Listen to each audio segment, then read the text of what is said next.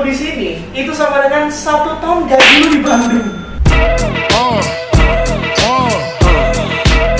Halo teman-teman, selamat datang kembali di podcast Otak Encer. Dan kali ini gue sudah bersama dari owner Brotherhood Game Store.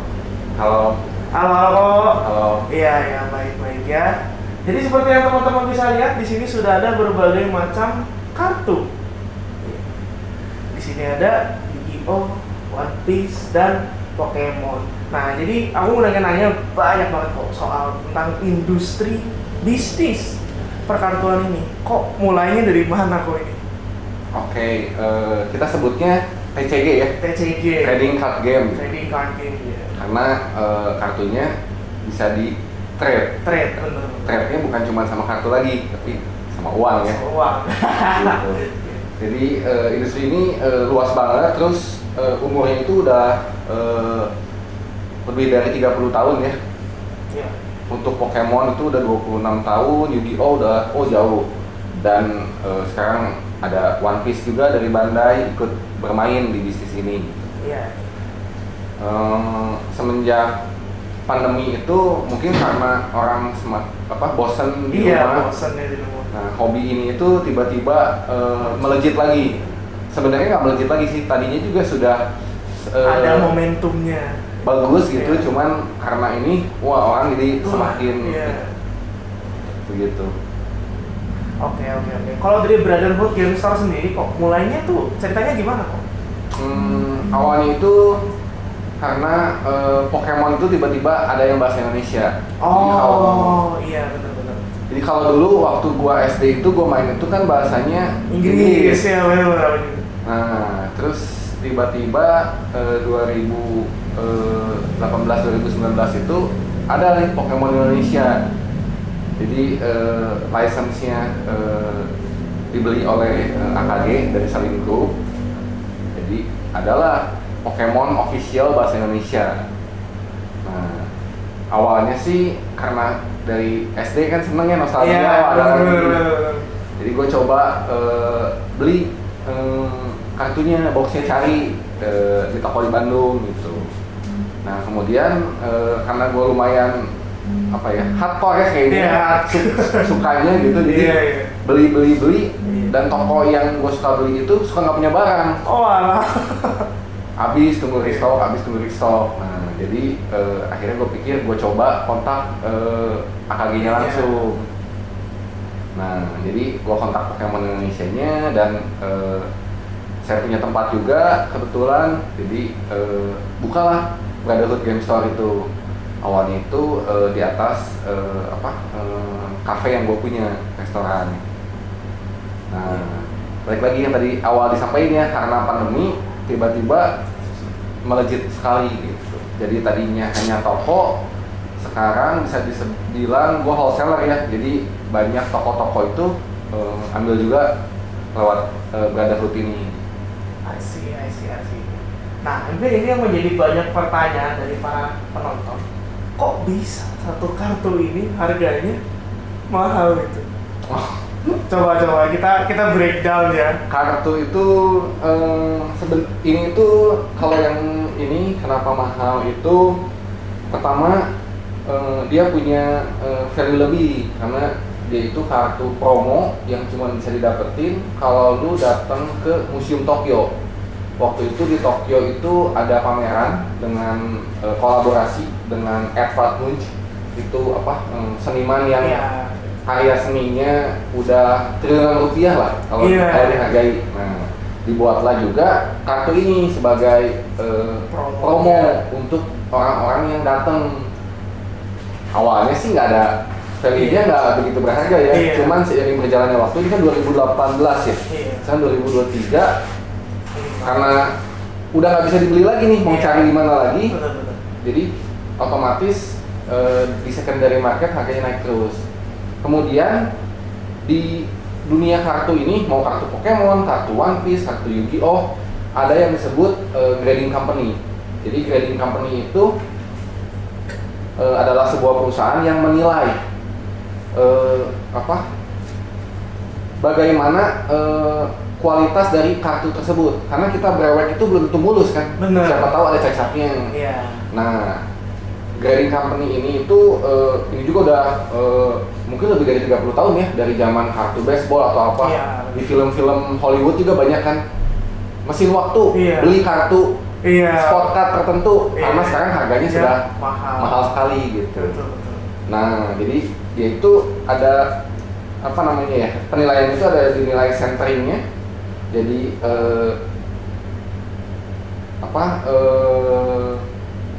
yang di tengah-tengah ini bordernya itu kiri kanan atas bawahnya itu harus presisi sama. Terus ada corners ujung-ujungnya, juga ada edges itu pinggiran kartu. Jangan-jangan waktu diproduksi di pabrik dipotong pisaunya lagi bermasalah, jadi ada sesuatu. Nah, itu mempengaruhi nilainya juga. Nah, ada juga surface itu permukaan dari si kartunya. Ketika semuanya nilainya bagus, itu yang diharapkan nilainya 10. Cuman boleh dicek kalau misalkan ini kan dari backup ada nomor sertifikatnya juga atau PSA dari CGC juga. Nilai 10 itu sulit. Jadi populasinya sedikit.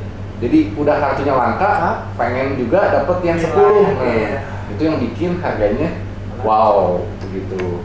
I see. Nah, langsung saja saya pada intinya. Ini harganya berapa kok? Kira-kira ya. Kira-kira biar enak ya langsung lihat harga real time mungkin ya. Harga real time ya. Kita lihat di eBay. Iya. Kita lihat di eBay ya. Spoilernya adalah lu kerja, Pikachu. iya, lu kerja 1 tahun di Bandung ya dengan UMR Bandung. Ini tuh belum kamu beli. Pikachu Munch BGS 10 ternyata nggak ada yang jual ya. Iya, nggak ada. Ternyata kita lihat dari yang PSA itu biasanya sedikit lebih murah karena dia itu genuine, ini pristine. Yang ada itu cuma ada 2 listing sekarang, tapi PSA 10 ya, bukan backup. Di harga 71 juta dan 82 juta. Jadi ini di atas itu ya, jauh ya. Karena backup 10 jauh lebih sulit untuk didapat daripada PSA 10. Benar. Tadi itu kan kok ini kan datangnya dari museum nih. Promo card. Nah, sedangkan ini kan ada boxnya nih. Berarti kan tandanya ada yang dibuka dong. Betul. Nah, kalau misalkan gacha ya bahasa sekarang ya. Kalau misalkan ngebrewet gitu, ada nggak sih maksudnya kayak yang harganya tuh melonjak tinggi juga gitu? Oh ada, misalnya gue bawa contoh ya. Ini itu Charizard waktu itu dari box 25 tahun Pokemon Indonesia. Nah ini itu gacha, jadi di boxnya itu ada box topper, jadi booster promo. Nah itu ada 25 jenis kan. Dia dari nomornya 001 sampai 025, jadi belum tentu dapat si Charizard. Nah sebenarnya kan kalau orang beli waktu itu harus beli 4 booster dapat 1 booster gacha yang bisa dapat ini kan. Nah itu mungkin sekitar 120.000 ya orang beli. Tapi kalau dapat si Charizard itu waktu awal keluar banget juga udah 1 juta dia. Jadi kayak kita beli 100.000 dapat 1 juta. Gitu kan. Cashback berapa persen itu? Betul, jauh. 10 kali ya. 10 kali. Ditambah kalau udah di grading, udah kayak seperti ini, nilainya jadi sekarang mungkin sekitar 3-5 juta ya. Naiknya lumayan juga. Tapi ini kan baru ya, ini tahun 2021, baru sebentar. 5 tahun lagi. Wah, 5 tahun lagi ketika Pokemon Anniversary ke-30, biasanya udah 10 kali mungkin ya. Harganya dari harga awal, betul. Jadi teman-teman kalau misalnya lu lagi di Indomaret ada kan ya begitu? Ada, Indomaret di ada. Indomaret ya. Di Gramedia. Di Gramedia atau kalau lu bisa cari di toko-toko kartu terdekat lu, local game store lu. Betul. Lu berewek iseng siapa tahu jackpot langsung di gradingin. Nah, Kalau buat grading gue bisa bantu ya. karena Karena kebetulan banyak banget kan komunitas kolektor yang butuh jasa untuk ngegradingin, karena gradingnya di Amerika. Gimana nih ngirim kartu ke Amerika gitu kan, ongkosnya, takut hilang di jalan dan sebagainya.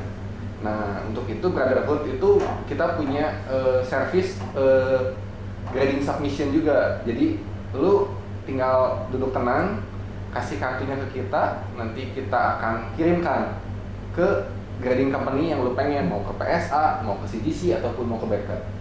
Kadang-kadang orang takut nanti kartu gua ketuker. Iya. Kartunya sama nih, kartu gua sama kartu Yonatan sama. Gimana bedainnya? Oh tenang, di Brotherhood Game Store kita sangat kebuka. Jadi urutan kartu yang lu submit, lu boleh request. Jadi mau ini dulu baru Pikachu atau Pikachu dulu baru ini. Kemudian di serial number-nya itu akan berurut. Jadi nomor di serial number itu line-nya berurut. Jadi tidak mungkin ketuker. Jadi 0% ketuker. Karena sebelum kartu itu pulang atau sebelum kartu ini sampai ke grading company ini, kita udah tahu kita di urutan berapa. Di mana urutan itu akan jadi sertifikat numbernya. Jadi sangat-sangat aman. Sangat-sangat aman. Iya, iya. Nah, berarti kalau misalkan anggaplah orang mau mulai nih untuk minimal main lah, itu bisa kemana kok? Oke, kalau main bisa ke toko saya, Brotherhood Game Store di Jalan Surya Sumantri 62A, Kota Bandung. Lokasinya tepat di seberang Universitas Kristen Maranatha. Nah, benar, teman Maranatha. Jadi buat mahasiswa kalau itu bisa main, coba main. Kita sediain juga starter deck gratis, workshop untuk player ya, untuk yang memang mau main. Kita sediain di sana, kita akan ajarin sampai lu bisa jadi profesional lah. Karena kalau tadi kita ngomongin soal koleksinya kan, kalau kita main buat apa gitu? Apakah cuma buat buang-buang uang? Enggak ya. Main itu kalau di Pokemon atau di Yu-Gi-Oh atau di One Piece itu kita punya namanya Championship Journey ya. Nah di Pokemon saya gambar ini Pokemon karena mumpung saya pakai bajunya ya. Jadi ada World Championship disebutnya. Jadi Pokemon itu ada Liga Kota. Nanti di Bandung akan ada lagi itu akhir Oktober sepertinya ataupun di November. Kemudian Regional League. Kemudian National Championship. Nah, dari setiap liga atau turnamen besar itu kita akan mengumpulkan poin. Beberapa poin tertinggi itu akan diberangkatkan oleh Pokemon Indonesia ke Jepang. World Championship. Nggak selalu Jepang. Tahun depan itu di Honolulu, Hawaii. Yang pasti itu untuk peserta yang juara nasional itu udah pasti dia akan mewakili kan Indonesia untuk berlaga di World Championship Pokemon. Begitu pula mungkin seperti Yugi ataupun One Piece juga dia ada World Championship-nya gitu. Jadi seperti tahun ini kemarin di Agustus saya kebetulan ke sana juga di Yokohama ya. Jadi player-player itu akan bertanding juga dengan player terbaik di seluruh dunia. Satu dunia nggak tuh lawannya?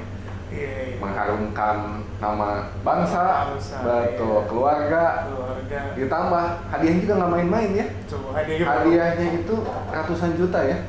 Ditambah juaranya itu akan mendapatkan kartu, disebutnya itu kartunya number one trainer ya.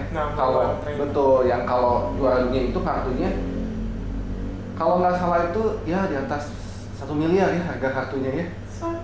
Jadi udah dapat hadiah ratusan juta plus miliaran rupiah. Juga kalau di regional ataupun di nasional juga ada kartu yang di Indonesia ya, disebutnya saya nggak punya ya, karena belum pernah jualan nih ya. Pengen suatu hari ya. Ada juga namanya kartu tanda kemenangan, jadi prestis juga keren kan. Nah itu harganya juga mahal juga.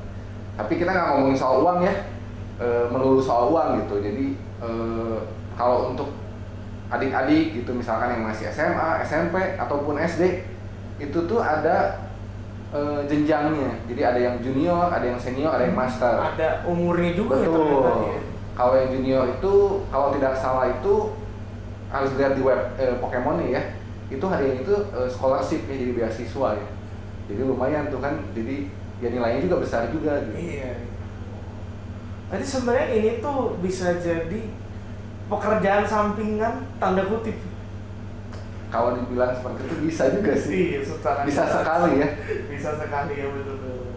Selain dari itu menurut aku juga ini kayak hobi yang positif sih. Betul.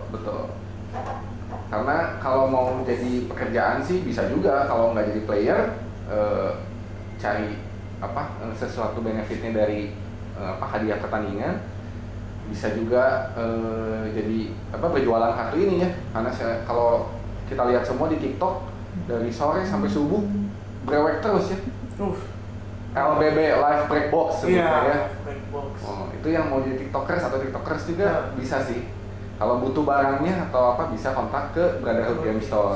Kita akan supply barang. Iya, betul. Nah, tapi di luar dari toko kartu sendiri, ada bisnis lain yang Kodake jalanin? Bisnis lain ada sih. Ada beberapa ya. Laundry, saya punya laundry. Terus saya juga punya bisnis ternakan domba. Jadi kalau mau kurban Idul Adha boleh Iya. dibantu juga. Oke. Nah, pertama kalinya berarti anggaplah Pokemon dan grading ini baru kan? Betul. Nah, pertama kalinya tuh Kodake tuh berangkat saya, gue pengen bisnis gitu. Itu mulainya dari mana sih? Sebenarnya pengen bisnis itu saya dari waktu kuliah itu udah pengen bisnis sih. Jadi dan memang saya udah mencoba gitu untuk berdagang lah istilahnya ya kalau dulu ya dari kuliah itu karena iseng-iseng pengen dapat uang jajan tambahan ya.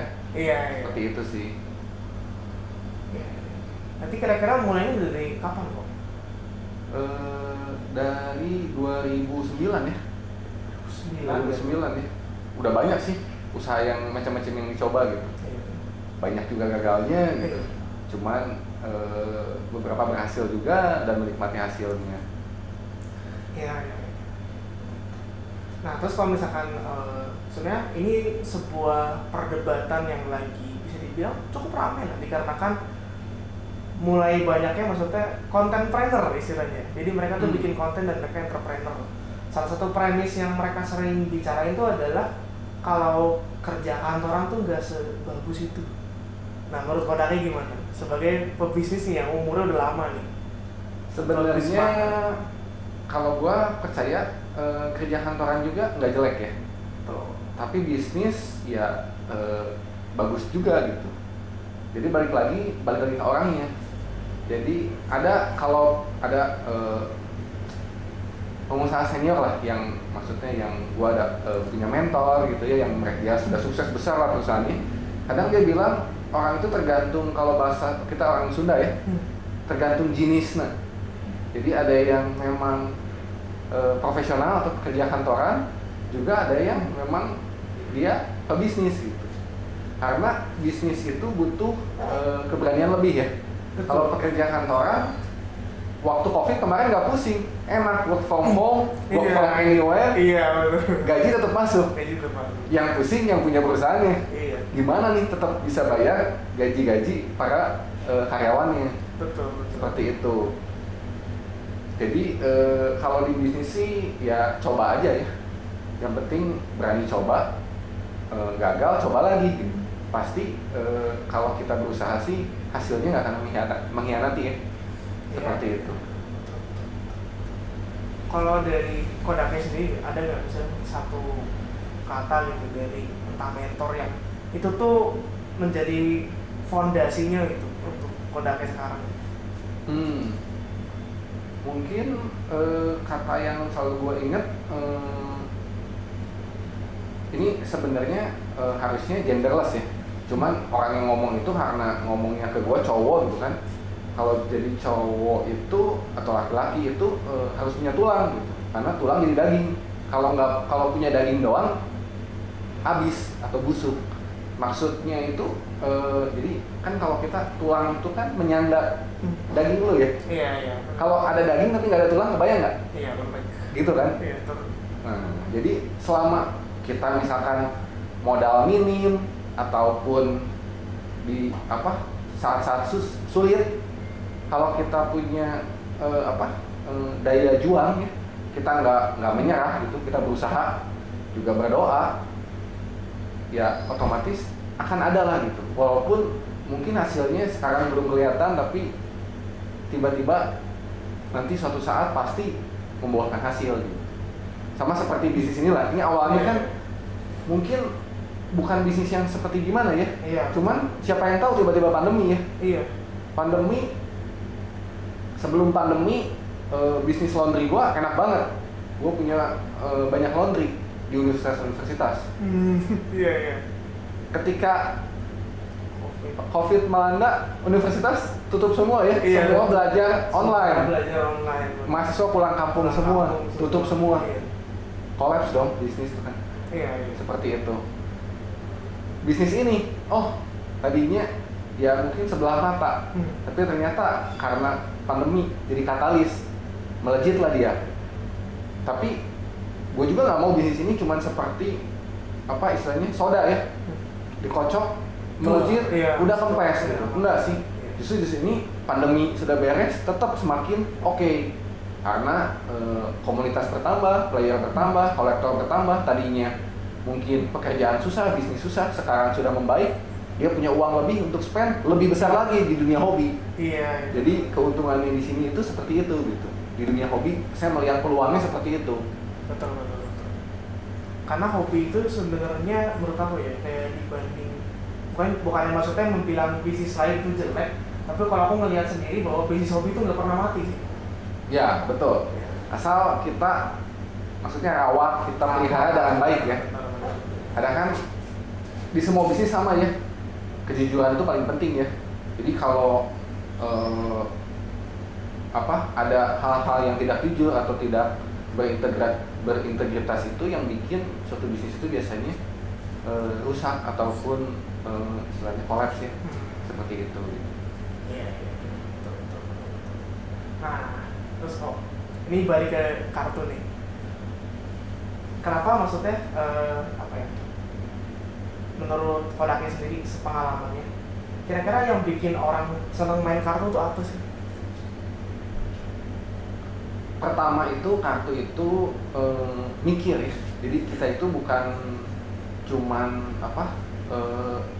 main yang nggak pakai otak lah sebutnya. Ini tuh berpikir. Dan kedua, karena kita berpikir ditambah ada kompetitifnya. Kompetitifnya itu kita pengen menang lawan kita. Itu yang bikin seru dan pengen lagi gitu. Jadi kita belajar dan juga uniknya memang yang menciptakan TCG itu dia keluarin set baru kan. Setiap sekian lama ada yang sebulan sekali, ada yang 2 bulan sekali, 3 bulan sekali, ada ekspansi baru di mana disebutnya metanya berubah.